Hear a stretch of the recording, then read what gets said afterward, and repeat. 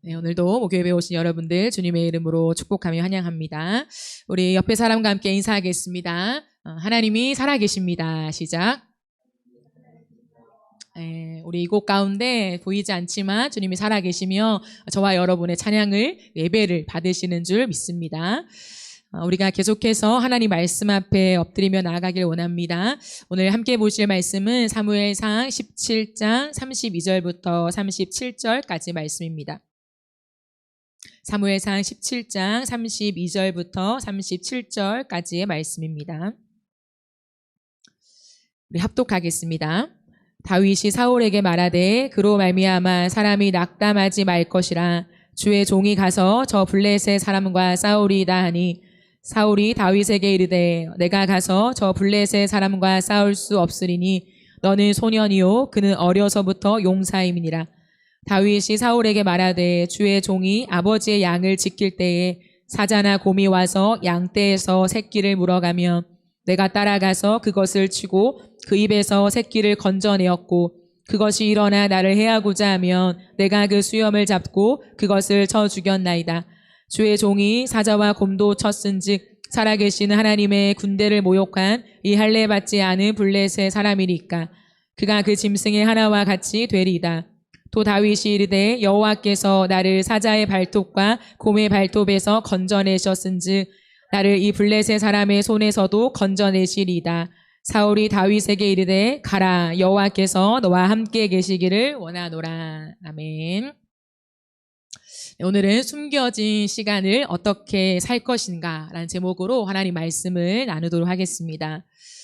김우빈이라는 배우가 암으로 투병 생활을 하다가 다시 건강한 모습으로 복귀하게 된 소식을 듣게 되었어요.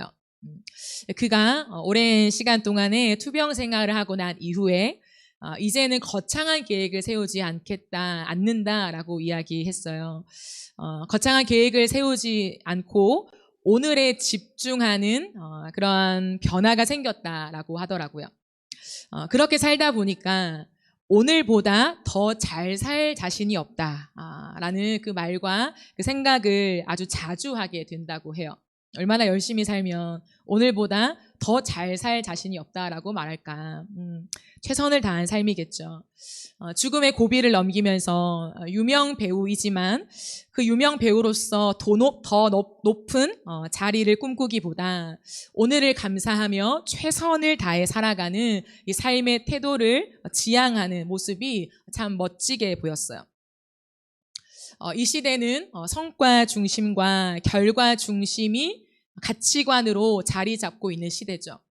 이 가치관이 굉장히 무겁기도 하고 무섭기도 해요. 좀처럼 이 가치관이 변하지 않는 성과 중심, 그 결과 중심이 모든 사람들의 인생의 잣대가 되고 있죠. 그래서 과정보다 결과를 훨씬 더 중요하게 생각하게 됩니다. 보이지 않는 자리보다 보이는 자리를, 내면보다 외면을 훨씬 더 중요하게 생각하게 돼요. 여전히 이 시대 가운데서 사람들은 강북에 사느냐, 강남에 사느냐, 그 지리적인 위치를 아주 중요하게 여기고요. 또한 우리가 살아가는 삶 속에 많은 것이 바뀌었다고 하지만 여전히 대기업이냐, 중소기업이냐라고 하는 것을 따지기를 좋아합니다. 청소년들과 청년들이 순백한 꿈을 이야기하면 그 꿈을 들으면서 그래서 뭘 할 건데? 그래서 어떻게 할 건데? 라고 하는 그 질문으로 가죠. 사회생활 조금 했다고 그렇게 꿈을 얘기하는 사람들을 애송이 취급하며 세상 물정 모르는 사람으로 아주 쉽게 여기게 돼요. 일을 하냐, 일을 하지 않느냐, 경력이 얼마큼 되느냐에 따라서 경력이 없고 일을 하지 않는 사람들이 무언가 꿈을 얘기하면 너가 세상 물정을 알아? 너가 이 시대에 돌아가는 걸 알기나 해? 라고 하는 그 사고와 그 발언들이 우리의 삶에 얼마나 많은지 몰라요. 툭툭 내뱉는 거죠. 툭툭. 우리 안에 그 결과 중심, 성과 중심, 경력 중심이 너무 깊이 자리 잡고 있기 때문에 믿음이라고 하는 이 세계를 우리가 살아가고 교회 안에서 하나님을 믿는다고 얘기하지만 결국 또한 우리도 다른 사람을 바라볼 때 너가 뭘 알아? 세상 물정 알아? 기도만 하고 된다고 생각해? 라고 하는 우리의 말들이 툭툭 던져지게 되는 거죠. 그러다 보니까 사람들은 쉽게 입을 닫아요. 어차피 뚜렷한 계획을 말하지 못하면 무시당하고 책임감 없는 사람으로 생각하니까 마치 소라게처럼 자신을 숨기죠. 그러니 사람들의 마음에는 불안지수가 높아지고 우울증이 깊어져 가는 것입니다. 다른 어떤 큰일이 있어서 우울증이 나타나는 것이 아니라 내 마음을 말할 곳이 없기에 말해봤자 너는 세상 물정 몰라. 넌 경력이 없잖아. 세상에서 일해봤어? 라고 하는 그 말이 우리에게 돌아오기 때문에 말하고 싶지도 않은 그 속에 꿈을 꾸고 싶지만 꿈이 꺾여버린 많은 이들이 우울증으로 힘들어하는 이 시대를 살아가고 있어요. 그러니 청년들의 우울증이 갈수록 높아지죠. 예전에 비해서 참 책임감 없다. 너희들은 일을 안 해봐서 그래 라고 얘기하지만 어느 한 부분이 맞을 수는 있지만요. 대부분의 경우에는 그 청년들의 꿈이 꺾여진 상태에서 끝없이 경력과 너희가 할 수 있는 스펙, 이 많은 것들로 그들을 누르다 보니까 쉽사리 자신의 꿈을 이야기하지 못하는 이 많은 사회적인 현실을 우리가 끌어안고 있다고 생각합니다. 그렇다면 과연 우리는, 믿음으로 살아가는 우리는 안정적이지 않고 고정적이지 않는 우리의 인생에 대해 어떻게 생각하고 어떻게 살아가야 할까요? 안정적이지 않고 고정적이지 않는 우리의 인생에 대해서 성경적인 해석을 오늘 함께 살펴보기를 원합니다. 숨겨진 시간을 사는 방식인데요. 우리에게 숨겨진 시간을 사는 방식은 삶의 관심을 바꿔라입니다. 믿음의 삶에서 가장 중요한 관심은 우리가 하나님을 위해서 무엇을 하느냐가 아니라 하나님이 우리를 위해 무엇을 하고 계신가예요. 내가 지금 하나님을 위해서 무슨 일을 하고 있는가가 아니라 하나님이 지금 내 삶에서 무슨 일을 하고 계신지에 관심을 집중하는 것이죠. 오늘 우리가 읽은 본문에는 다윗이 나와요. 근데 다윗이 그 골리앗과의 그 대치 상태에서 사울 왕에게 가면서 사울 왕에게 했던 그 말이 오늘 본문에 나와 있습니다. 다윗이 사울 왕 앞에서 이런 말을 합니다. 주의 종이 아버지의 양을 지킬 때예요 라고 얘기해요. 다윗은 아버지의 양을 지킬 때를 꺼내면서 그 이야기를 하고 있어요. 사자나 곰이 와서 양떼에서 새끼를 물어가면 내가 따라가서 그것을 치고 그 입에서 새끼를 건져내었고 그것이 일어나 나를 해하고자 하면 내가 그 수염을 잡고 그것을 쳐 죽였습니다 라고 얘기하죠. 우리가 잘 아는 것처럼 다윗은 어릴 때부터 하나님을 사랑하고 하나님을 잘 섬겼던 사람이에요. 하나님이 누구신가를 알았던 사람이죠. 그런데 다윗은 아버지로부터는 사랑을 받지 못해요. 형들로부터는 관심을 받지 못합니다. 그러한 배경 속에 다윗은 아버지의 양을 대신 쳐야 했죠. 그런데 다윗은 최선을 다해서 아버지의 양을 지켜요. 아버지의 양이죠. 자신의 양이 아니라 아버지의 양이었지만 마치 자신의 양처럼 사랑하고 그 양을 지켜요.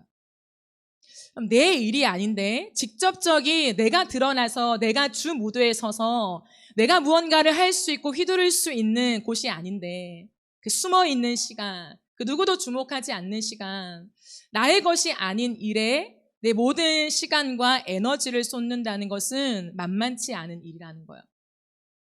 제가 지난 주일에 부산을 갔어요. 늦게 이제 집에 도착했는데 피곤하잖아요. 아침부터 이렇게 와서 예배 드리고 또 기차를 타고 내려갔으니까 좀 피곤했어요. 그래서 집에 도착해서 제가 소파에 딱 앉아 있었어요. 앉아서 좀 시간이 지났는데 엄마는 음식을 막 만들고 계셨어요. 그러니까 제가 오기 전부터 몇 시간 전부터 혼자서 음식을 다 만드신 거예요.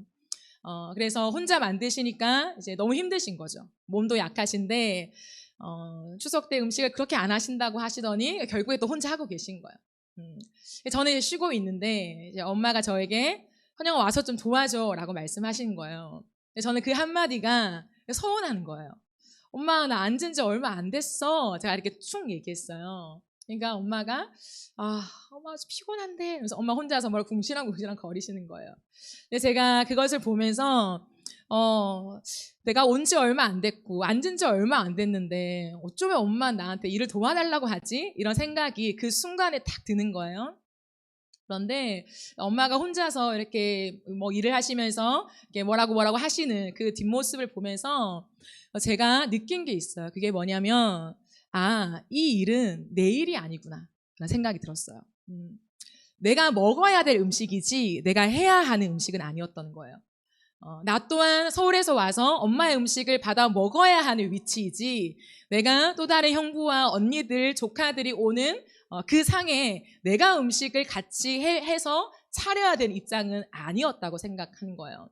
그 순간 갑자기 그 생각이 들면서 제가 번쩍 일어났어요. 그래서 엄마한테 뭘 도와드리면 돼요? 라고 하면서 많은 것들을 좀 도와드렸던 기억이 있습니다.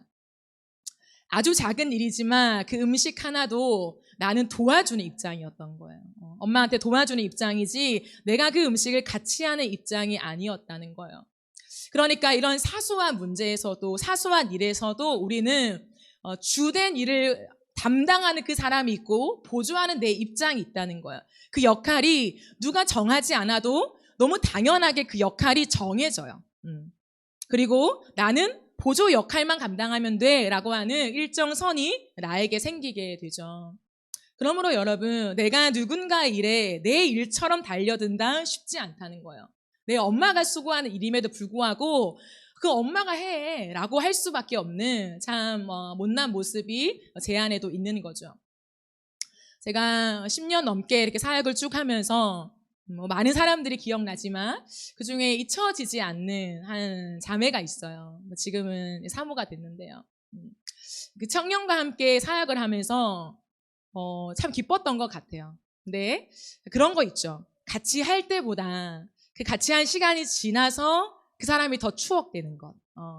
저에게 그 사람은 후자의 사람이었죠.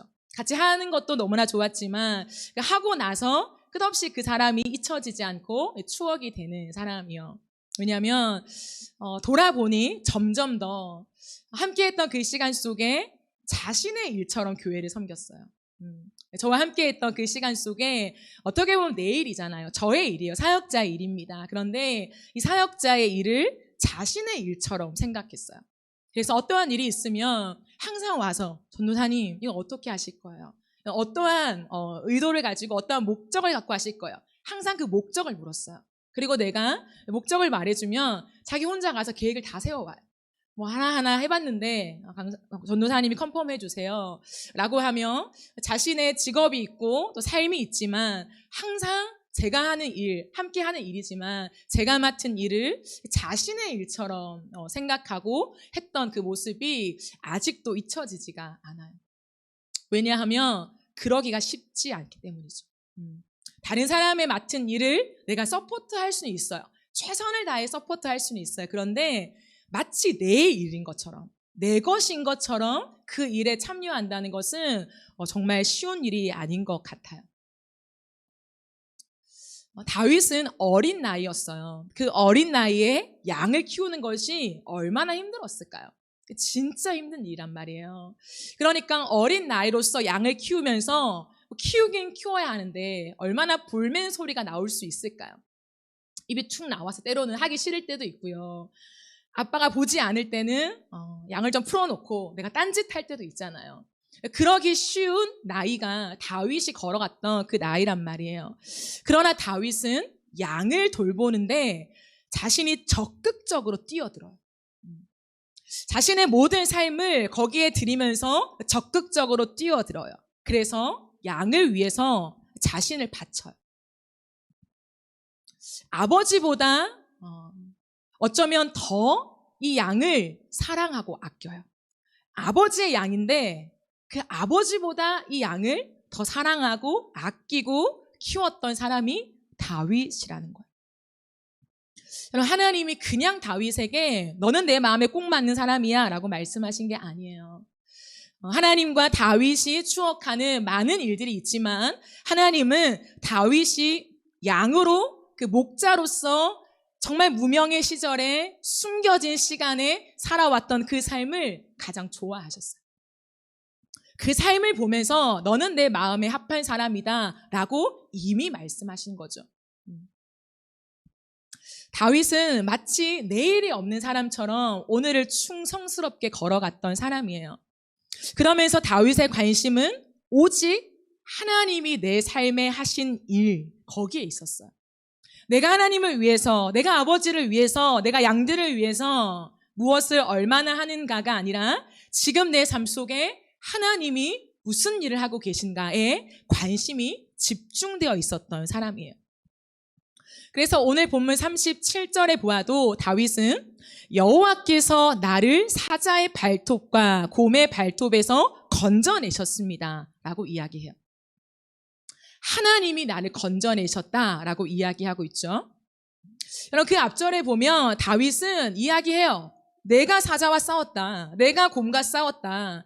내가 그 입에서 새끼를 건져내었다라고 분명하게 이야기하고 있어요. 그러나 그 모든 과정 속에 누가 도우셨냐, 누가 진짜 주어가 되셔서 이 일을 했냐, 그분은 하나님이시다라고 이야기합니다. 여러분, 그렇죠. 우리의 삶에 누가 일을 합니까? 내가 일을 하죠. 내가 걸어가죠. 내가 무언가를 맡아서 성과를 이룬단 말이에요. 하지만 그 모든 것 속에 하나님이 하셨다라는 고백을 할 수밖에 없는 다윗의 인생이었어요. 그러므로 다윗이 지금 사울왕 앞에서 이야기하고 싶은 것은 내가 내 양을 지키기 위해서 얼마나 수고했는지를 나열하고 싶은 것이 아니었어요. 골리앗을 무너뜨리기 위해서 내가 얼마나 용맹스러움을 가지고 있는가, 나를 증명하고 싶어 했던 것이 아니었다는 거예요. 내가 그렇게 사자를 때려 맞출 만큼 물매질을 연습해서 탁월한 물매질의 그 실력을 가진 자다라고 하는 것을 자랑하고 싶은 것이 아니었다는 거예요. 내가 그 사자와 곰, 그 속에서 양을 구해냈던 그 경험이 있는데, 그러니까 저 골리앗도, 저 블레셋 사람도 내가 무너뜨릴 수 있는데 내가 하는 것이 아니라 하나님이 나를 도우셨던 것처럼 지금도 도우실 것입니다 라고 확신 있게 이야기하는 것이죠. 다윗은 매번 그 들판에서 양들을 위해서 자신의 몸을 던졌어요. 그 사자와 곰 앞에서 자신의 몸을 한 번, 어쩌다 한 번이 아니라 계속해서 자신의 몸을 던졌어요. 그런데 매번 하나님이 자신을 구해 주신 거예요. 그래서 다윗은요, 내가 무엇을 하는지보다 하나님이 내 인생 가운데 무슨 일을 하시는지가 훨씬 더 중요했던 사람이에요. 그 시선이 있는 사람, 거기에 관심이 있는 사람, 다윗은 그런 사람이었어요. 그래서 그는 사울왕 앞에서 자신의 능력을 증명하려고 하지 않고 하나님이 하신 일을 증거하죠. 살아계신 하나님께서 나를 도우셨듯이 이번도 하나님이 도우실 것이니 나를 믿고 맡겨주세요. 그 하나님을 함께 바라봅시다 라고 당당하게 이야기할 수 있는 믿음의 사람이었다는 거예요. 하나님이 이런 다윗을 너무나 좋아하셨어요. 왜 그럴까요? 앞서 말한 것처럼 이런 사람이 많이 없기 때문에, 이런 사람을 본 적이 없기 때문이죠. 하나님은 이스라엘 왕으로 사울을 세웠어요. 그래도 하나님 앞에서 겸손했던 사람, 키가 남들보다 어깨 위만큼 컸지만 저 진보다리 뒤에 숨어서 하나님 저는 못합니다, 저는 그런 실력이 없어요, 한 나라를 다스릴 수 있는 그런 왕감이 아닙니다 라고 사실은 겸손하게 고백했던 사람이 사울이었죠. 그가 왕이 됐어요. 하나님이 그를 처음의 왕으로 그를 지목하여서 세워주셨어요. 그 이후에 사울은 변하죠. 사울은 달라지죠. 사울은 자신의 왕권을 스스로 지키기를 원했어요. 하나님을 바라보며 하나님 저는 그런 실력이 없어요, 제가 할 수 없습니다 라고 고백했지만 이내 그 불안함이 자신을 덮어서 내가 이 왕권을 지켜야 돼. 내가 이 자리를 지켜야 돼 라고 생각하면서 불안해하자 그에게 더 이상 하나님의 소리가 크게 들리지 않았어요. 사울 왕에게 크게 들린 소리는 사람들의 소리였죠. 사람들의 마음이 보였죠. 하나님의 마음이 아니라 사람들의 마음이 어떻게 움직이고 있는지가 훤히 보이는 거예요. 저쪽에 사람들이 뭐라고 하면 저 사람들의 마음이 어디로 이동하고 있는지가 너무 빨리 캐치가 됐어요. 왜요? 온통 거기에 집중하고 있으니까. 보이지 않지만 사람들의 마음, 그들의 시선이 어디를 향하고 있는가? 나인가? 아니면 이 국가의 위기인가? 그거에 따라서 조마조마하는 불안함을 가지고 있으니까 이 사울이 눈이요 점점 바뀌어지기 시작했어요. 하나님을 바라보며 나 같은 자를 왕으로 세우신 그 하나님에 대한 집중이 아니라 사람에게 온통 집중하게 된 거죠. 내가 어떻게 왕위를 지킬 수 있는지 자기 것을 챙기기에 바쁜 인생으로 바뀌게 된 거예요. 너무나 안타깝죠. 그러나 다윗은 온통 하나님께 관심이 있는 사람이었어요. 그러니 삶에서 내가 했다라고 하는 말이 없어요. 내가 했다가 없고 하나님이 하셨다만 있어요. 여러분, 다윗이 곰으로부터 양을 구해낼 때 하나님이 짠 하고 나타나신 게 아니란 말이에요. 하나님이 번개를 내려서 곰을 죽이신 게 아니라는 거예요. 다윗이 때로는 물매로, 때로는 달려가서 직접 싸우면서 그 입을 찢었지만 다윗은 알았어요. 이것은 내가 한 것이 아니라 하나님이 하신 것이다. 이건 내가 한 것이 아니라 하나님이 도우신 것이다. 라는 것을 너무나 철저하게 알았어요. 왜 알았을까요? 내가 직접 달려가서 내가 찢고 내가 빼내오고 내가 구했는데 왜 다윗은 그것이 하나님이 하셨다라는 걸 고백했을까요? 그냥 우리가 의례 생각하고 말하는 것처럼 내가 했지만 그래도 보이지 않는 하나님의 손이 함께 하셨으니 하나님이 하셨습니다. 하나님께 모든 영광 올려드립니다. 하나님이 도우셨습니다. 이런 맥락일까요? 그렇지 않아요. 다윗은 달랐어요. 뭐가 달랐을까요?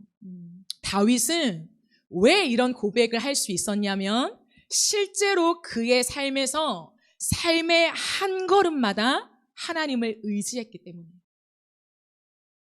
그냥 다 때려잡고 난 다음에 하나님이 하셨습니다 라고 얘기한 것이 아니라 다윗은 들판에서 양을 지키면서 하나님 앞에 모든 것을 올려드린 사람이었어요. 그럼 하나님은 정확하신 분이잖아요. 하나님이 그 수없이 많은 믿음의 선진들이 있는데 다윗을 주목하셔서 다윗을 굉장히 특별하게 여기신 데는 이유가 있는 거죠. 그 이유는 무엇이냐면 어떠한 특별한 일, 사건, 상황 속에 믿음을 드러낸 것이 아니라 일상 속에 한 걸음마다 하나님을 의지했던 삶의 흔적이 그에게 완전히 배어 있었기 때문이에요. 어떤 큰 일을 앞두고 하나님 도와주세요. 이거 하나님이 아니면 안 됩니다. 주님이 주시지 않으면 난 못 갑니다. 라고 하면서 하나님을 경험한 것이 아니라요. 정말 삶의 한 걸음마다 하나님을 의지했던 사람이에요. 다윗은 들판에 있으면서 그 양들을 지키면서도 하나님과 의논했던 사람이에요. 참 놀랍죠.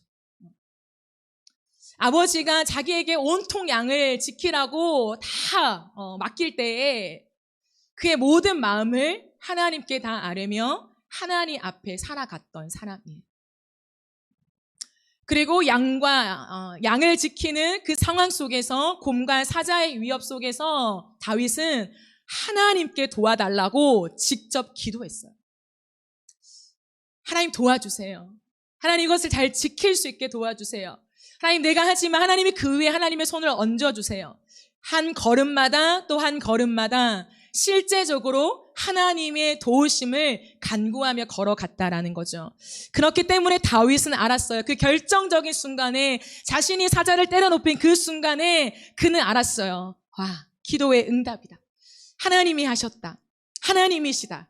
라고 하는 것을 그는 너무 당연하게 눈치챌 수밖에 없었어요. 여러분, 누가 삶에서 살아계신 하나님을 경험할까요? 지금도 살아계신 하나님. 우리에게는 이 성경책이 있는 것처럼 더 많은 주옥 같은 믿음의 선진들이 어떻게 살아계신 하나님을 만나며 여기까지 복음이 나에게 전수되었는지를 이미 가지고 있잖아요. 그런데도 누군가는 살아계신 하나님을 경험하며 살고 누군가는 살아계신 하나님을 경험하지 못해서 빈곤한 믿음 속에 걸어간다는 것. 살아계신 하나님을 동일하게 섬기지만 누군가는 그 살아계신 하나님과 함께 내 삶을 전진하며 누군가는 살아계신 하나님을 섬기지만 여전한 세상의 두려움과 현실의 문제 속에 매여 불안하게 살아간다는 거예요. 그럼 누가 살아계신 하나님을 경험할까요? 오늘도 온통 하나님께 관심이 있는 사람. 오늘 하루도 내 모든 삶 속에 온통 하나님께 관심이 있는 사람이에요. 온통 하나님께 관심이 있어서 내가 하나님을 위해서 뭘 하지? 어떻게 믿음으로 살지? 어떻게 이것을 메꾸지? 이러한 맥락이 아니라요. 하나님이 나를 위해서 하시는 그 일들을 바라보고 찬양하고 거기에만 관심이 있는 사람은요. 삶의 한 걸음마다 하나님을 의지해요. 누군가가 하라고 하지 않아도 그렇게 해야만 믿음의 사람이야. 더 깊은 믿음으로 나아갈 수 있어 라고 말해서 그런 것이 아니라 그냥 온통 하나님께 관심이 있으면 삶의 걸음마다 하나님을 의지할 수밖에 없죠. 그러면 삶의 걸음마다 하나님을 발견하게 돼요. 하나님은 살아계시거든요. 하나님은 오늘도 우리의 삶에 역사하시거든요. 오늘도 우리의 걸음걸음마다 하나님이 일하심을 드러내시거든요. 이 온 땅에 우리의 삶에 하나님이 손 놓고 있는 적은 1초도 없어요. 우리가 생각할 때 하나님이 내 삶에 침묵하신다. 하나님이 내 삶에 지금 아무 말도 하지 아니하신다 라고 느껴질 땐 있겠지만 실제로 하나님 편에서 내 삶을 위해서 이 온 세상을 위해서 하나님이 일하시지 않는 시간은 단 1초도 없어요. 우리 하나님은 그 단 1초도 무관심함 속에서 우리를 내버려 두시는 분이 아니란 말이에요. 그 신실하시고 성실하신 하나님이 우리의 삶 곳곳에 있어요. 이 하루를 살아가면서도 이 하루의 곳곳마다 하나님이 나를 위해서 일하신 많은 흔적들이 있다는 거예요. 누가 그 살아계신 하나님을 만나냐면 하나님께 집중되어 있는 사람이에요. 그 하나님 앞에 내 삶을 맡기는 사람이에요. 그러면 삶의 한 걸음마다 이거 하나님이 하셨네. 이거 하나님이다. 이거 지금 하나님이 하신 거야. 하나님이 지금 임하신 거야. 하나님이 오신 거야. 하나님의 손이 지금 만져지고 있는 거야. 라고 고백할 수밖에 없는 거예요. 여러분의 인생은 어떠십니까? 살아계신 하나님을 매일 만나고 계세요? 하나님은 정말 살아계십니다. 하나님 정말 내 인생에 살아계신 하나님이세요. 아니, 오늘 하루 하나님은 내 인생에 살아계신 하나님이십니다. 하는 고백을 날마다 드리실 수 있나요? 날마다 그냥 관념적으로 하나님 살아계시고 내 삶의 주권을 갖고 계시지가 아니라 내 삶에 일어나는 오늘 하루 평범한 모든 상황 속에서 하나님의 손길이 발견되어지고 하나님의 일하심이 경험되어져서 하나님은 정말로 오늘도 내 삶에 살아계십니다 하는 고백을 드리고 계십니까? 그렇게 살아가면요 하나님의 실제하심에 잠기게 돼요. 하나님이 정말로 실제하시다. 하나님 정말로 여기 계시다. 라고 하는 것에 내가 잠기게 돼요.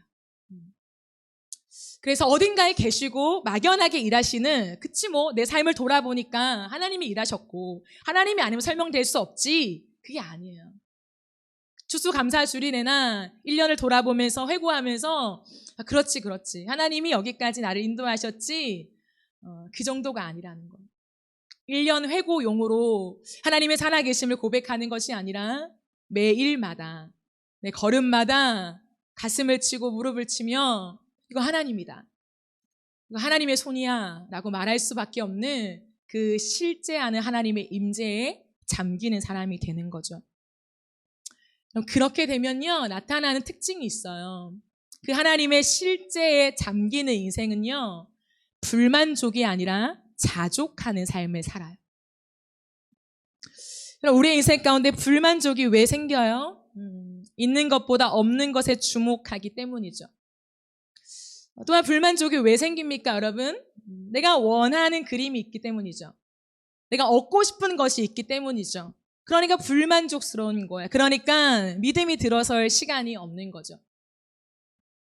우리가 기도해야 하는 건 알아요. 그런데 어떠한 큰 일, 진짜 현실적인 일, 돈 문제, 관계 문제, 실질적으로 취업해야 되는 문제, 결혼 앞에 우리의 인생은요, 믿음이 설 자리가 없게 돼요.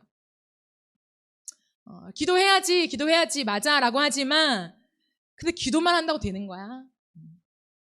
기도만 한다고 그 일이 벌어져?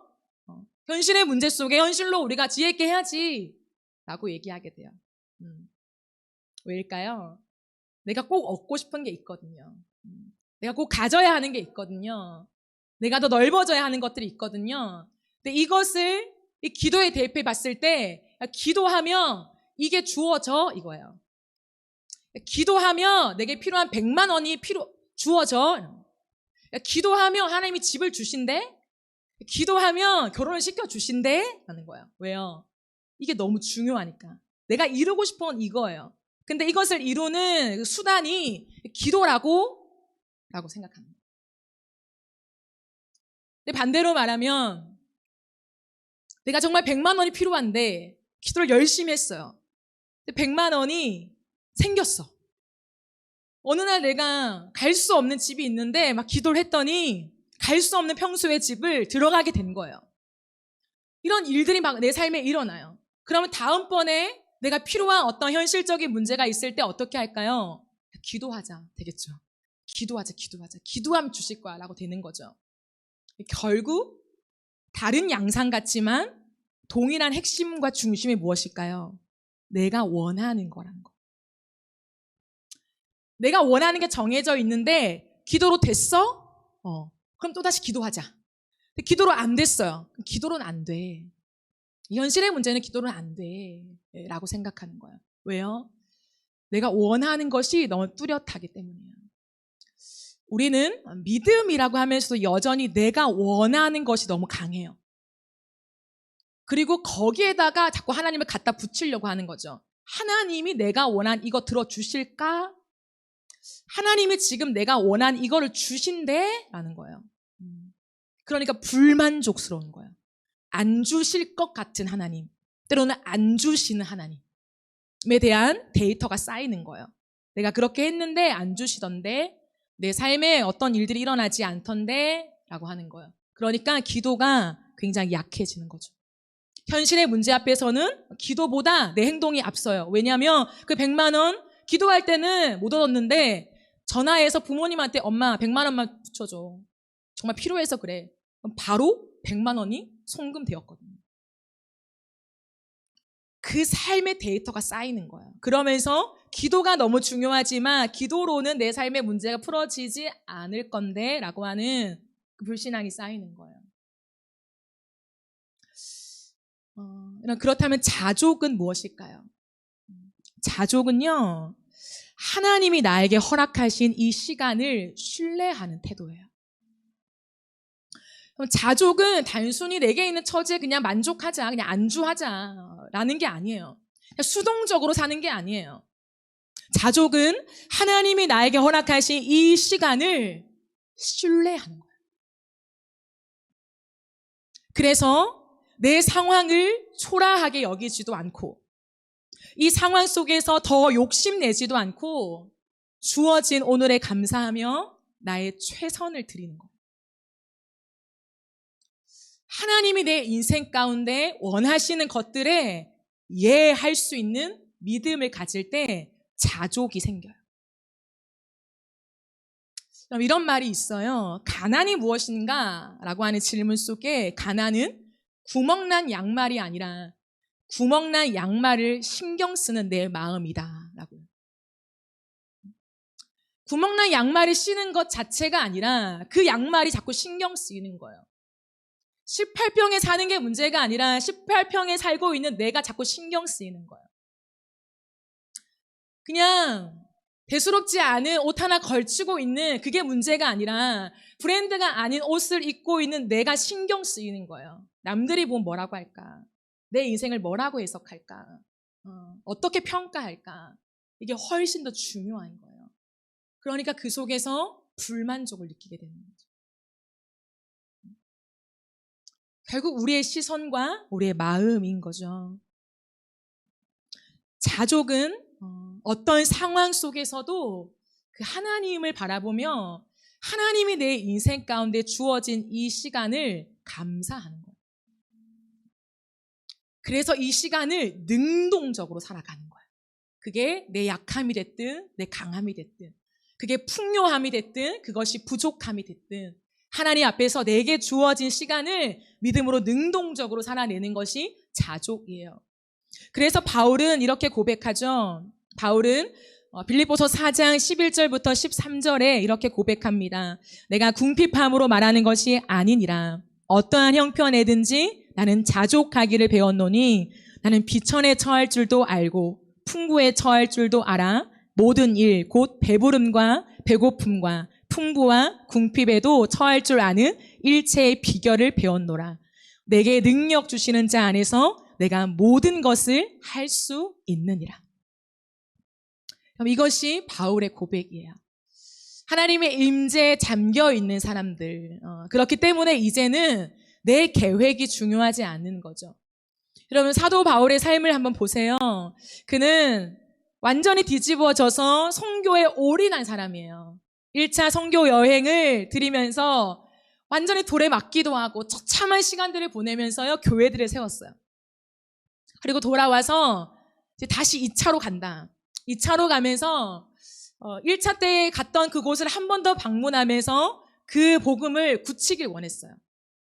근데 하나님이 성령으로 말미암아 그에게 환상을 보이시면서 바울아 그 길이 아니라 마게도냐로 와라. 마게도냐로 가야 한다라고 하는 그 말씀을 주셨을 때 바울이 어떻게 해요? 씩씩거리지 않아요. 하나님 이 과정 또한 하나님과 함께한 것 아닙니까? 하나님 이건 아닙니다 라고 말하지 않아요. 그는 그 환상 앞에 성령께서 지금 우리로 하여금 마게도냐로 가서 그 사람들에게 복음을 전하게 하실 거라는 것을 인정했다라고 얘기해요. 자신의 계획이 이제 없어요. 그렇다고 무계획으로 사는 것이 아니라 그것보다 하나님이 지금 말씀하시는 것에 예할 줄 알았던 사람, 그 사람이 복음의 사람이라는 거죠. 성경은 이것을 우리에게 말해주고 있습니다. 그러므로 여러분 오늘 우리가 살아가는 삶 속에 살아계신 하나님을 경험하지 못한다는 것은 여전히 내 프레임이 있다는 거예요. 내가 원하는 삶이 있다는 거예요. 이제 정말 내 삶이 하나님께 맡겨져서 하나님으로부터 살아내는 삶, 살아가는 삶이 아니라 아직 여전히 내 삶인 거예요. 하나님의 삶이 아니라 내 삶, 내 거. 내 삶을 일단 내 거라고 하는 여기를 벗어나지 못한 거예요. 그러면 삶 속에서 살아계신 하나님이 잘 경험되지 않아요. 그걸 정말 원하는데도 좀처럼 잘 경험되지 않는 거죠. 다윗은 숨어져 있는 시간, 누구에게도 드러나지 않는 시간이었지만 그 시간이 전부인 것처럼 살았어요. 내가 이 시간을 지나고 20대, 30대가 되면 내가 왕이 될 거야. 그럼 그렇게 생각했다면 그 16장의 기름 부음을 받았고 그 기름 부음 받은 것이 자신의 인생의 프레임이 딱 설정이 되었다면요. 절대 사자와 곰 앞에 자신을 내던지지는 못해요. 왜요? 나는 왕감이니까. 나는 직접 사무엘이 기름 부어서 왕이 될 사람이라고 말했으니까 당연히 자신의 몸을 살이죠. 그런데 다윗은요. 그 프레임이 없어요. 나는 사무엘을 통해서 왕으로 기름 부음 받은 자, 나는 앞으로 왕이 될 거야 라고 하는 그 프레임이 없어요. 지금 나와 함께 하신 하나님, 지금 나에게 맡겨진 아버지의 양을 지키는 것에 자신의 전부를 걸었어요. 오늘이 다인 것처럼. 그랬더니 어떻게 돼요? 정말 사무엘을 통해서 다윗에게 왕의 기름을 부어서 왕이 되게 하는 것이 하나님의 뜻이라면 하나님이 그를 불러들인다는 거예요. 여러분, 이 모든 것은요, 다윗이 다윗되게 만든 절묘한 상황이에요. 40일 동안 골리앗이 대치하면서 그 누구도 나설 수 없는 벌벌 떠는 두려움. 한 나라의 왕조차, 사울 왕조차 벌벌 떨면서 이 상황을, 이 현실을 어떻게 할 수 없는 이 위기 속에서 다윗을 등장시킵니다. 이 무대를 누가 짠 거예요? 하나님이 짜신 거죠. 이 절묘한 타이밍 속에 아버지는 양을 치던 다윗에게 또 다른 심부름을 시켜요. 다윗아, 양 지키는 거 그만두고 형 심부름하고 와. 얼마나 화가 나겠어요. 지키라고 한 양을 지켰더니 이제는 또 그 양을 지키지 말고 심부름하래? 그럼 도망갈 수도 있는 거잖아요. 딴짓 할 수 있는 거예요. 도시락 내가 까먹을 수 있는 거, 열받아서. 형을 미워해서. 근데 다윗은요, 그것 또한 성실하게 해요. 양을 지키는 것을 다른 사람에게 맡기고 아버지가 시킨 심부름을 받아들고 그 도시락을 가지고 그 엘라 골짜기로 갔다는 거예요.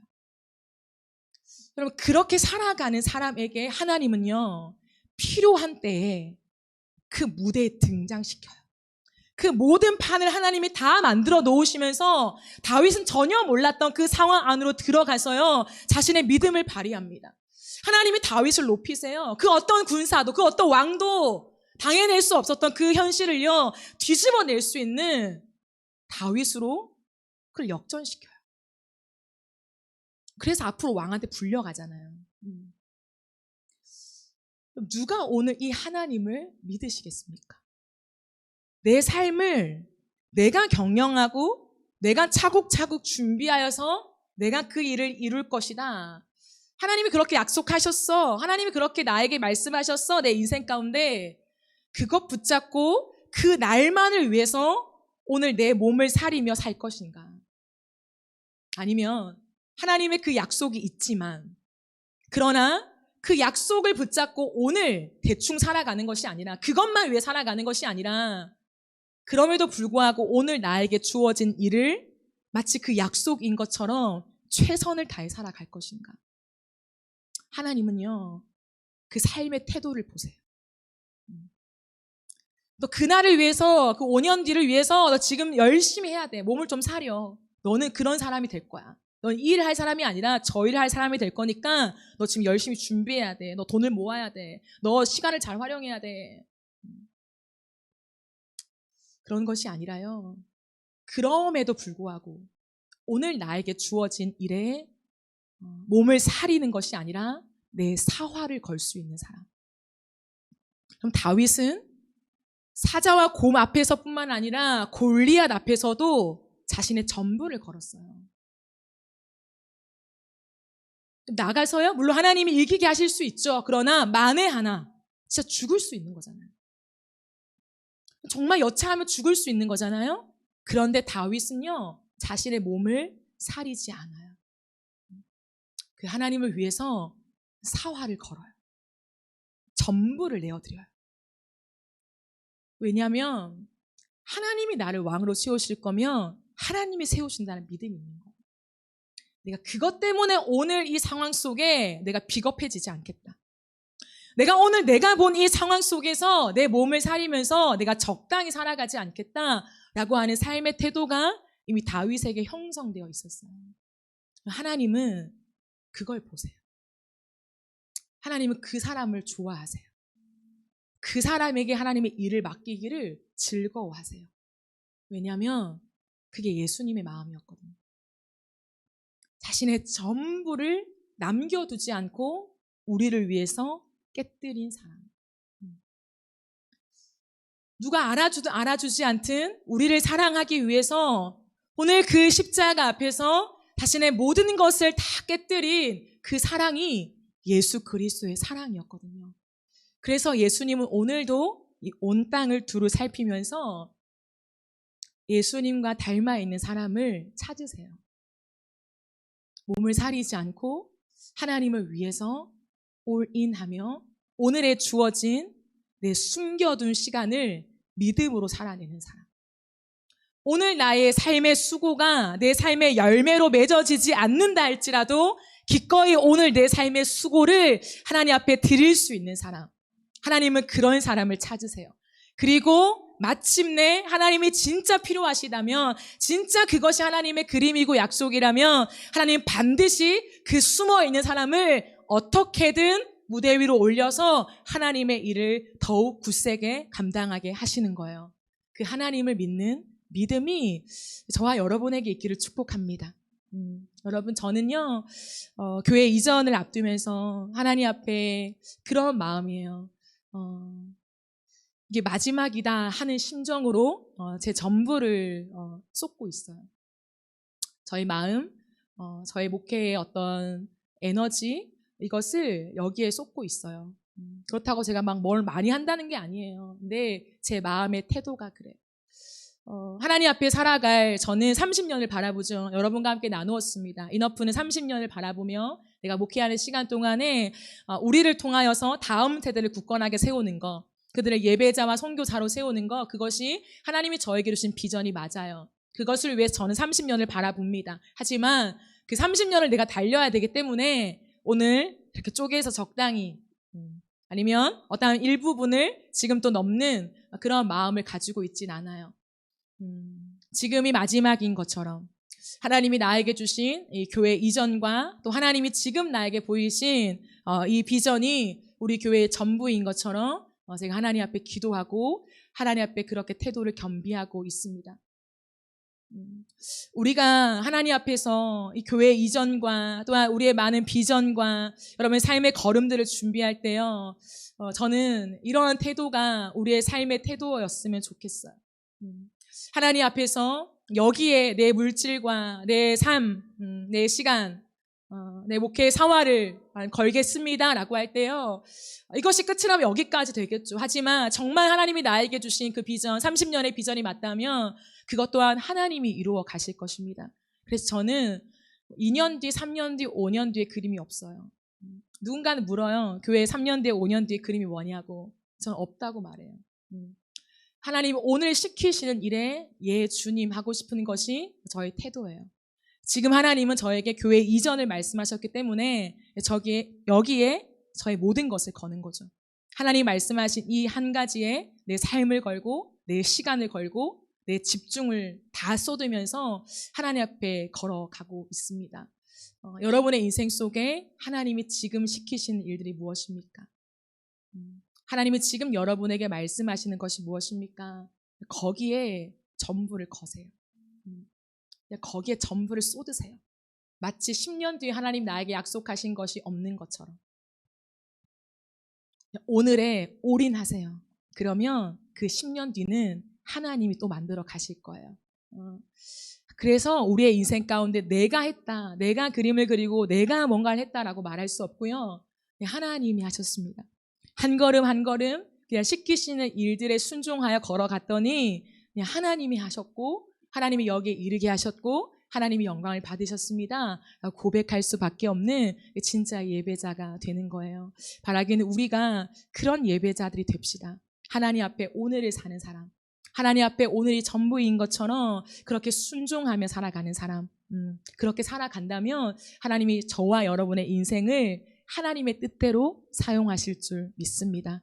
오늘 우리의 고백이 삶으로 이어질 수 있도록요, 한 걸음을 연습하세요. 여러분, 한 걸음이 없이요 점프해서 저 건너편으로 갈 수 없어요. 믿음은 그런 것이 아니에요. 믿음은 한 걸음이에요. 오늘 내 고백을 했다면 이 고백을 내 삶으로 한 걸음 옮기는 것이 무엇일까를 고민해야 돼요. 특별히 찬양 인도자들, 우리가 선정한 이 찬양과 저 같은 설교자가 선택한 이 본문이 오늘 내 삶에 그 한 걸음을 만들어 가는데 어떤 모양이지? 그게 있어야 돼요. 그 삶을 가지고 와서 예배해야 해요. 왜냐하면 성도들은 모르잖아요. 단 우리는 하나님께 이미 받았잖아요. 이미 본문을 받았고 이미 찬양 콘트를 받았죠. 내가 하고 싶은 곡을 선정한 게 아니잖아요. 하나님이 받고 싶으신 곡을 나를 통해 생각나게 하신 거잖아요. 그러면 그 시간 동안에 그 고백을 삶으로 반드시 살아서 여기 와야 돼요. 그 삶으로 살아온 걸 갖고 여기 서야 돼요. 여기서 내 얘기를 다 못할 수 있어요. 내가 이 찬양을 이렇게 살아냈습니다. 내가 이 설교를 이렇게 살아서 왔습니다. 그 얘기 못할 때도 있어요. 하나님이 하게 하실 때도 있지만 못하게 하실 때가 훨씬 더 많아요. 그냥 찬양만 해야 할 때가 있어요. 그런데도 그 삶을 가지고 와야 돼요. 그 삶을 가지고 와서 그 찬양을 고백할 때 성령이 일하시는 거예요.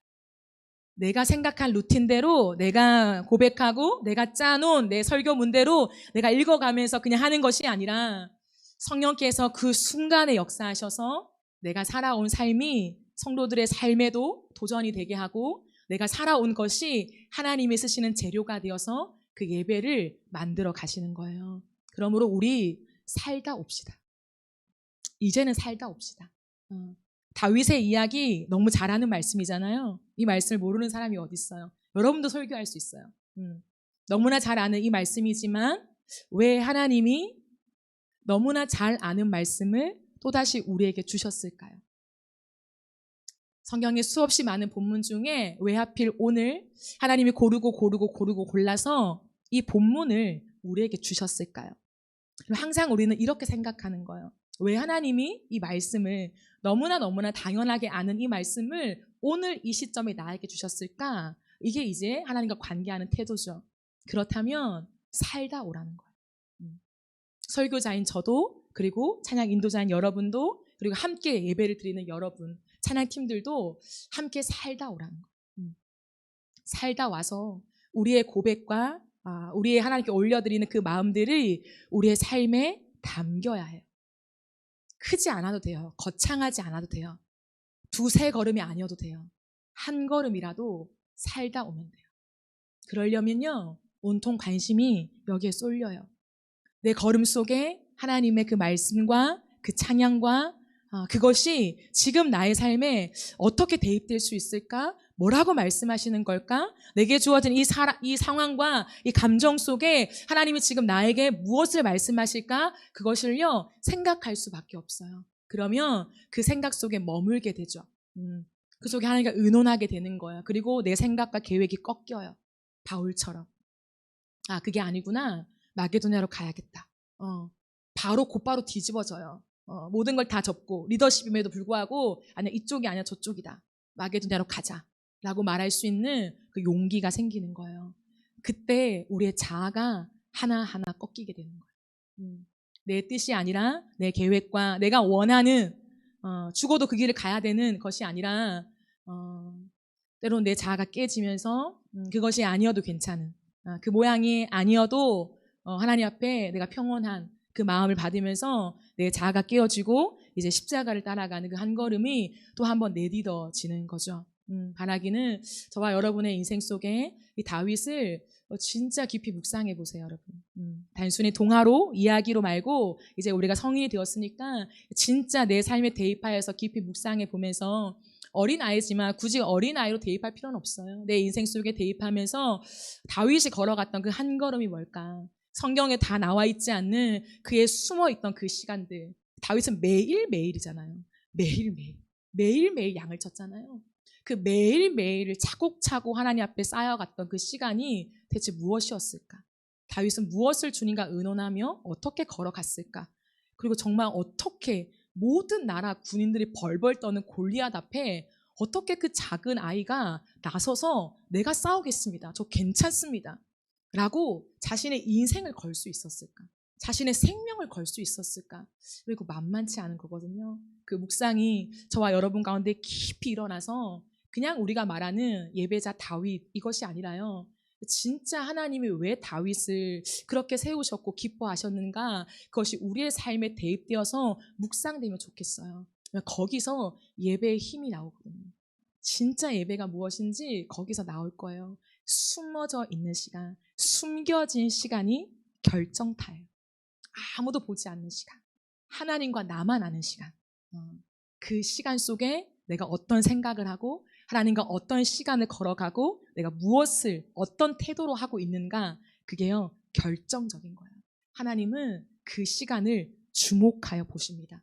여러분 혼자 있는 그 시간, 홀로 걸어가는 그 숨겨져 있는 시간을 하나님이 주목하시는 시간으로 만들어내기를 주님의 이름으로 축복합니다. 우리 이 시간 함께 찬양하고 기도하겠습니다.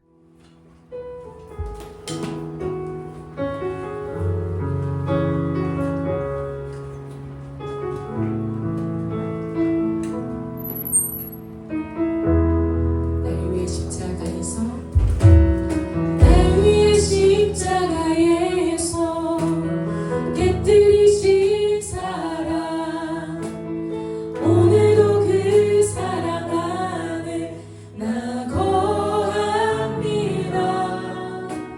주님의 생명 내 안에 있고 주님의 사랑 날 강권하니 나 오늘도 주께 내 삶을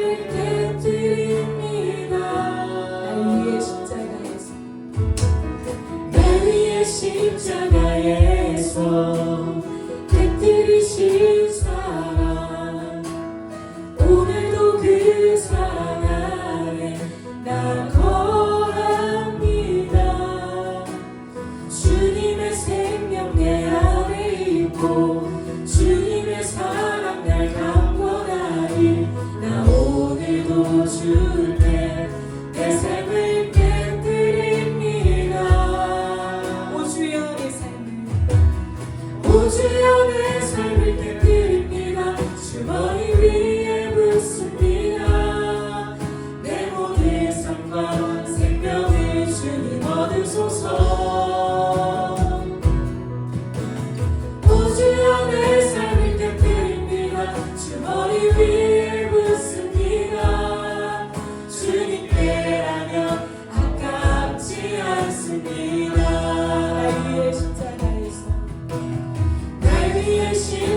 십자가에서 깨뜨리신 사랑 오늘도 그 사랑 안에 나 거합니다. 주님의 생명 내 안에 있고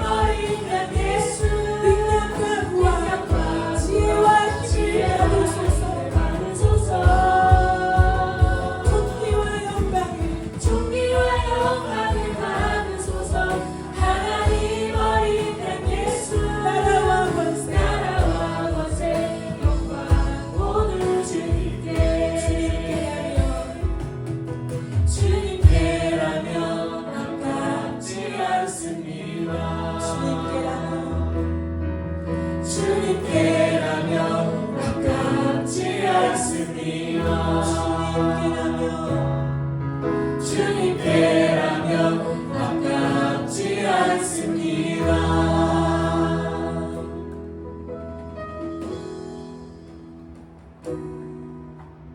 예수님께서 십자가 위에서 자신을 깨뜨리심으로 우리를 구원하셨죠. 우리를 사랑하셨죠. 그런데 여러분, 그 십자가에서 깨뜨린 사랑의 시작은 십자가 위에서 출발된 것이 아니라 성육신에서부터 시작된 거예요. 하나님이신 그분이 성육신하여 아기의 몸으로 이 땅에 오셨을 때부터 30년이 넘는 그 시간을 살아가는 모든 삶 속에 단 하나도 예외 없이 하나님의 말씀대로만 사셨어요. 하나님의 말씀을 따라서만 자신의 모든 삶을 걸으셨어요. 그리고 그 마침이 십자가였죠. 그래서 예수님은요, 오늘도 이 땅을 보시면서 예수님과 닮아 있는 사람을 찾아내세요. 인생의 한 방이 아니라, 인생의 어떠한 사건이 아니라 걸음걸음마다, 한 걸음 한 걸음마다 하나님의 말씀대로 살기를 원하는 한 사람. 그렇게 하루를 하나님 앞에서 소중하게 여기며 하나님의 말씀이 이루어지기를 원하는 그 마음을 가지고 살아가는 한 사람을 찾으세요. 다윗처럼요. 오늘 이 시간 우리가 기도할 때에 우리는 어떠한 믿음을 꿈꿉니까? 우리는 어떠한 예배자의 모습을 꿈꿔요? 우리의 한 걸음 한 걸음이 하나님 앞에 드려지는 걸음이 되기를 꿈꾸는, 또 그렇게 살아가는 사람들이 되기를 축복합니다. 하나님, 내가 그러한 삶을 살기 원합니다. 이전까지 그 한 걸음 한 걸음 내 마음대로, 내 힘대로, 내 계획대로 하나님 살아온 모든 삶을 회개합니다.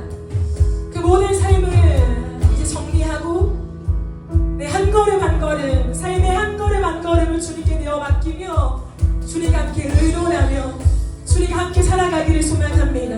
내 삶에 하나님 하실 것들 담아내시고 내 삶에 하나님 하실 것들을 내가 바라보면서 하나님, 이제는 막연한 하나님이 아니라 내 삶의 한 걸음 한 걸음마다 살아계신 하나님, 살아계신 하나님, 그 살아계신 하나님을 경험하는 내 삶이 되어질 수 있도록 주여 내 걸음을 인도하여 주시옵소서. 우리 새 제목돼가지고 우리 주의 한번 외치며 기도하며 나아갑시다. 주여, 예 하나님, 예 하나님, 그렇습니다.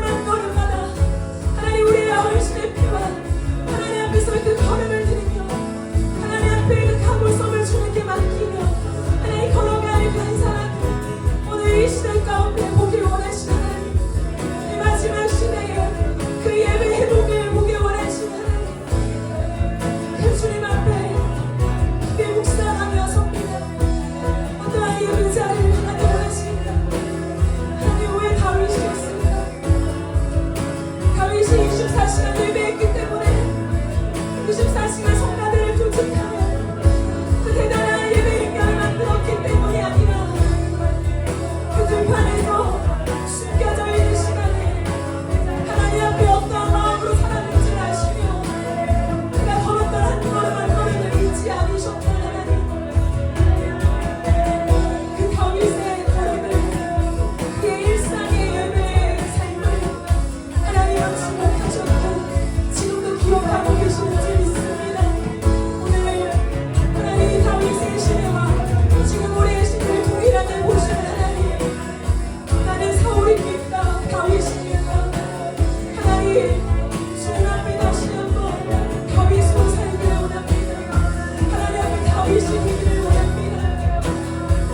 우리의 삶을 돌아보며 하나님의 살아온 말씀으로 설교하게 하시며 살아온 말씀으로 내 이 자리를 서게 하여 주셨습니다. 하나님 앞에 아버지여, 그 삶을 내어드리는 고백입니다. 삶을 드리는 고백으로 하나님 앞에 나아갈 수밖에 없는 그의 걸음들 되게 하여 주시옵소서. 하나님, 우리의 삶을 여전히 내 프레임에, 여전히 내 생각이 내 계획과 우리가 옳고지 않은 것을 우리가 알기와 주울지 않습니까? 그것을 위하여서 그 주님의 기도가 되며 기도를 그 기도가 아니라 기도를 무시하는 하나님, 우리의 삶을 돌이켜주시고 하나님 앞에서 기도밖에 없는 삶이 되어지게 하시며 엎드릴밖에 없는 삶이 되어지게 하시고 하나님 앞에 무릎 꿇을 수밖에 없는 우리의 삶이 되어질 수 있도록 하나님 역사하여 주시옵소서. 하나님, 그렇게 살기를 원합니다. 하나님 앞에서 우리 한 걸음을 하나님 그렇게 살아가기를 원합니다. 아버지, 도와주시옵소서. 우리 이제 한 번 더 기도합시다. 사랑하는 여러분, 우리의 삶은 불만족하는 삶입니까? 자족하는 삶입니까? 내가 걸어온 삶은 불만족 가운데 살아왔던 삶입니까? 자족하며 감사하며 살아왔던 삶입니까? 믿음의 사람, 살아계신 하나님을 경험하는 인생은요, 불만족이 아니라 자족하는 인생이에요. 수동적으로 살아가는 것이 아니라 하나님이 지금 나에게 허락하신 이 시간을 신뢰하는 것. 신뢰가 전부인 사람. 다 이해되지 않아도, 내가 원함과 조금 다를 수 있어도, 빠르게 이 상황을 벗어나고 싶어도, 그럼에도 불구하고 하나님을 향한 신뢰가 전부인 사람. 그 신뢰를 모른 척하고 내가 원하는 대로 나아갈 수 없어서 오늘도 이 상황 속에 그저 눈물을 흘리는 사람. 내가 어찌할 줄 모르는 이 상황 속에 그저 가슴을 치며 하나님 앞에 머물 수밖에 없는 사람. 그게 자족하는 사람이에요. 우리가 이 시간 기도할 때 너무 거창해져 있는 신앙, 너무 화려해져 버린 우리의 예배, 이 모든 것을 다 도려내고 내 삶은 내가 원하는 그림이 아닌 이 상황에도 하나님이 주신 이 상황임을 인정하며 그 신뢰 모든 것을 걸고 있는지 돌아봅시다. 그렇다면 그게 예배자예요. 그렇다면 한마디 내뱉지 못하는 답답함 속에 내가 처절하게 몸부림쳐도 그게 하나님이 받으시는 최고의 예배입니다. 이 시간 기도할 때 하나님, 나는 어떠한 삶을 살고 있습니까? 나는 어떠한 예배자로 살아가고 있습니까? 하나님, 다른 어떤 것이 다 주어진다 하더라도 하나님 신뢰와 바꿀 수 없는 사람 되게 하여 주시고, 나는 어떤 것이 내게 주어지지 않는다 해도 신뢰를 외면할 수 없는 사람이 되어서 하나님과 나 사이에 그 신뢰밖에 없는 사람, 그 신뢰로 내 인생 가운데 상황을 거는 사람, 내 삶을 던지는 사람, 하나님 거기에 내 삶을 띄워드는 사람, 하나님 그 사람으로 살게 하여 주시옵소서. 주여 부르시며 기도하며 나갑시다. 주여.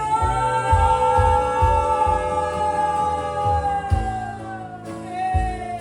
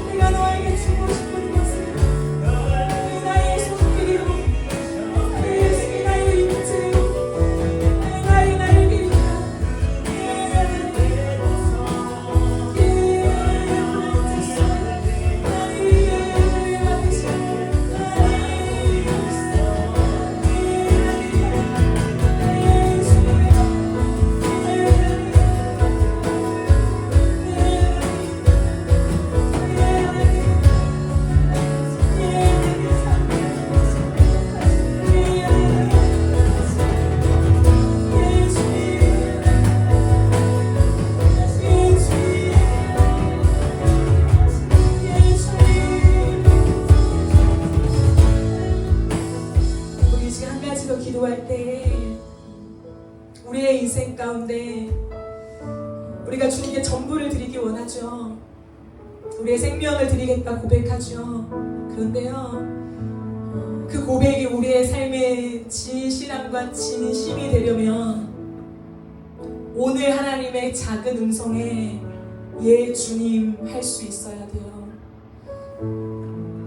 내 생명을 드리겠습니다 라고 말하지 않아도 오늘 내 삶에 주어진 하나님의 말씀, 그 어떠한 말씀이라도 예 주님 하며 살아가는 사람은요, 결국 내 삶의 전부를 드리고 있게 되더라고요.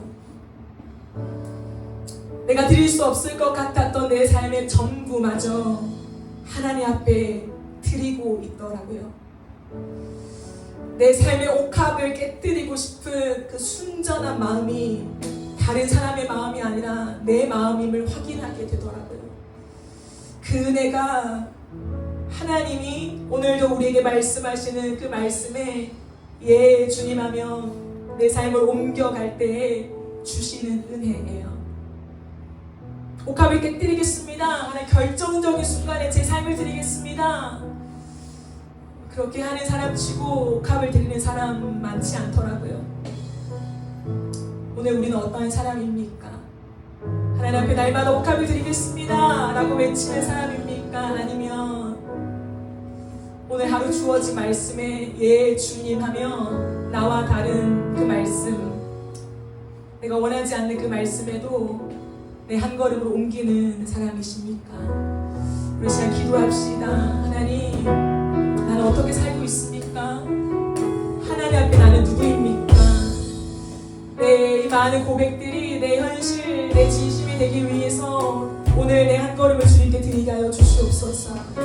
작은 것에 내가 순종하며 하나님 앞에 예하며 그저 하나님의 말씀이라면 예할 수밖에 없는, 다른 사람의 말은 몰라도 이게 하나님의 말씀이라면 그 앞에 내 모든 한 걸음을 걸을 수밖에 없는 하나님 그 사람이 되어서 결국에 내 모든 삶이 하나님 앞에 들여가는 그 깨트리고 옥합과 같은 삶이 되게 하여 주시옵소서. 내 삶을 통하여 영광을 받아주시고 하나님의 이름이 높아지게 하시고 세상의 거대한 골리앗 앞에서 하나님이 진짜 살아계시나, 우리 하나님만이 진짜 살아계신 하나님이시나 그것을 보일 수 있는 하나님 그 믿음의 사람 될 수 있도록 주여 내 삶에 기름 부어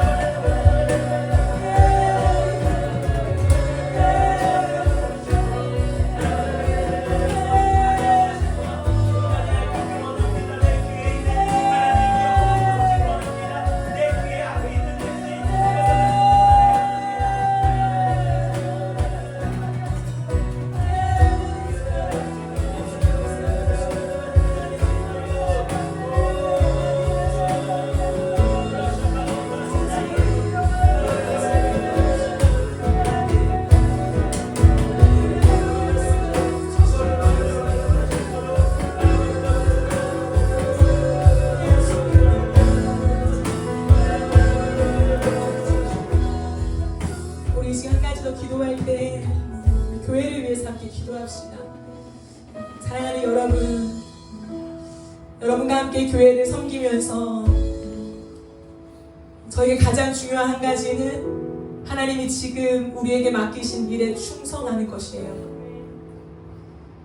새벽 예배를 말씀하시자 새벽 예배에 삶의 우선순위를 두며 걸었고, 지금 우리에게 교회 이전을 말씀하실 때 교회 이전에 제 인생의 우선순위를 두며 하나님 앞에 사활을 겁니다. 사랑하는 여러분, 우리가 이 교회로 부르심을 받았습니다. 이 교회 안에서 다른 건 몰라도 하나님이 시키시는 일에 최선을 다합시다. 그것이 내가 원하는 자리든 내가 원하지 않는 자리든 하나님이 나에게 세워주신 그 자리에 내 일인 것처럼 우리 한번 주님을 섬깁시다. 하나님, 우리가 서 있는 내 자리, 이 자리에서 하나님이 주어진 시간 동안 얼마큼 주어질지 모르겠지만 그 주어진 모든 시간에 내 일처럼 섬기겠습니다. 그게 큰 일이든 보이는 일이든 숨어있는 일이든 남들한테 티나지 않는 일이든 어떤 일이든 하나님 다윗처럼 정말 내 일인 것처럼, 정말 내 예배 내 교회인 것처럼 하나님 그 마음 가지고 내가 주의 몸된 교회를 섬겨보겠습니다.